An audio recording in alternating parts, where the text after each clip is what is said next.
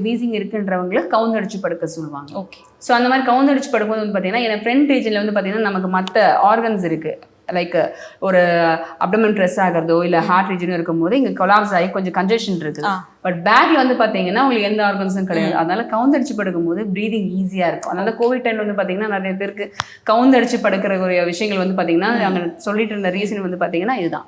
Because பேக்ல வந்து பார்த்தீங்கன்னா உங்களுக்கு அந்த ஆர்கன்ஸ் மற்ற அதிகமான இன்வால்மெண்ட்ஸ் வந்து பின் சைடில் கிடையாது. அப்போ லங்ஸ் வந்து ஈஸியாக ப்ரீத் பண்ணுறதுக்கு ஈஸியாக இருக்கும். இல்லைன்னா வந்து பார்த்தீங்கன்னா ஒரு ஸ்லாண்டிங் போஸ்டரில் உங்களுக்கு படுக்க வைப்பாங்க. பொதுவாக வந்து பார்த்தீங்கன்னா ஸ்ட்ரெயிட்டாக படுத்தா அந்த ஒரு ப்ரீதிங் கெப்பாசிட்டி வந்து அதிகமாக இருக்குது, ரொம்ப முடியல, கஷ்டமாக இருக்குது, இல்லை லங் ஃப்ளூயிட் அதிகமாக கலந்துருக்கு, வெயிட்டாக இருக்குது, அப்போ ஃப்ளூயிட் வந்து திருப்பி மேலே ஏறும், அப்போ உன்னால் ப்ரீத் பண்ண முடியாது. அப்போ நான் கொஞ்சம் ஸ்லாண்டிங்காக உட்கார வைக்குது.